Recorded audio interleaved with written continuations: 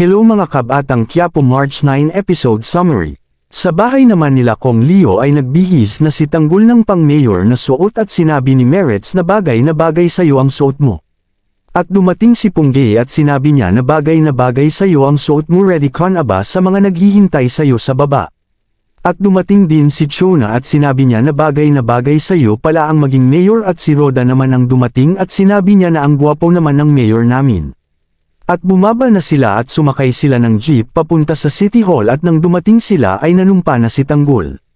At sinabi ni Tanggol na itutuwid natin ang lahat ng katiwalian dito sa Manila, walang puwang ang mga adik dito sa lugar natin. At ang mga nagnanakaw sa City Hall ay pupuksain natin, at pinahuli niya ang dalawang konsihal na ang isa ay protector ng pasugalan at isa ay kinukuhaan ng porsyento ang proyekto. At ang mga palaboy titiyakin natin na walang matitira sa atin, ang mga yan at ang mga prostitute dito sa lugar natin ay wawakasan na natin. Sa munisipyo naman dumating sila Tanggol at Merets at sinabi ni Merets na umupo ka na sa upuan mo Mayor Tanggol, at naupo si Tanggol sa upuan niya.